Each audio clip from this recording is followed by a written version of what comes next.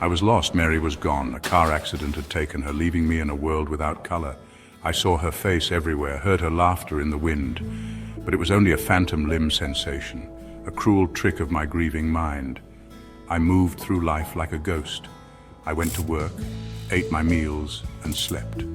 But there was no joy, no purpose. My faith, once a beacon, flickered like a candle in the wind. I felt abandoned, forgotten by God. My friends tried to reach me, to offer words of comfort, but their words seemed hollow, distant. How could they understand? They hadn't lost the love of their life, the other half of their soul. I was alone in my grief, adrift in a sea of despair. Daniel Gray was lost. His wife Mary was gone. A car accident had taken her, leaving him in a world without color. He saw her face everywhere, heard her laughter in the wind, but it was only a phantom limb sensation, a cruel trick of his grieving mind. Daniel moved through life like a ghost. He went to work, ate his meals, and slept, but there was no joy, no purpose. His faith, once a beacon, flickered like a candle in the wind. He felt abandoned, forgotten by God. His friends tried to reach him, to offer words of comfort, but their words seemed hollow, distant. How could they understand? They hadn't lost the love of their life, the other half of their soul. He was alone in his grief, adrift in a sea of despair. One rainy afternoon, Daniel sought refuge in a small, quiet cafe. He hoped the aroma of coffee and the murmur of conversation might offer a brief respite from his pain. He sat by the window, watching the rain lash against the glass. Suddenly, a hushed conversation at the next table caught his attention. Two men were talking, their voices low and intense. He couldn't make out the words, but their tone was urgent, filled with a strange excitement. Time is not as linear as you think. There are ways to see it, to experience it in all its fullness. Daniel tried to ignore them, to retreat back into his own thoughts, but the words, once heard, echoed in his mind. Time. Could he go back? Could he change things? Driven by a desperate hope, Daniel approached the two men. The one who had spoken about time introduced himself as Dr. Elias Carter.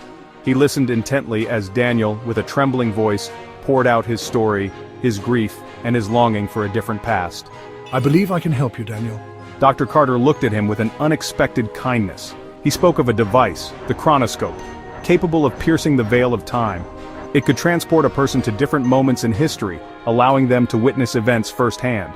Daniel was skeptical, his rational mind rebelling. Yet, a flicker of hope, fragile as a butterfly's wing, stirred within him. Could this be real? Could he see Mary again, even if it was just a glimpse into the past? Could this be real? Could I see Mary again, even if it was just a glimpse into the past?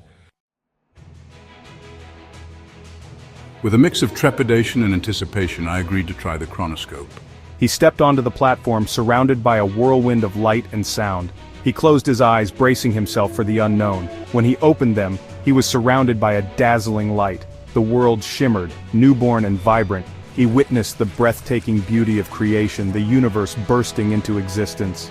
He saw Adam and Eve in the Garden of Eden, their innocence a stark contrast to the darkness he carried. He traveled through time, witnessing pivotal biblical events. He saw Noah build the ark, a testament to faith in the face of overwhelming odds. He watched Moses part the Red Sea, a symbol of God's power and deliverance. And then, he saw him. Jesus. He saw the miracles, the compassion, the love that poured out from him. He witnessed the agony in the Garden of Gethsemane, the pain on the cross. He saw the triumph of the resurrection, the empty tomb that whispered of hope and new beginnings. I emerged from the Chronoscope a changed man. The journey, the sights I had witnessed had shaken me to my core. I had seen the depth of God's love, His hand guiding history, His presence in every moment. The darkness that had clung to me began to lift. He realized that his grief, while real, did not negate God's love. Mary might be gone, but her memory, their love, remained. He carried her in his heart, a part of him forever.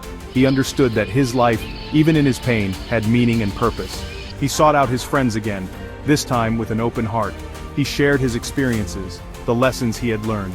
He found solace in their company, in the warmth of human connection.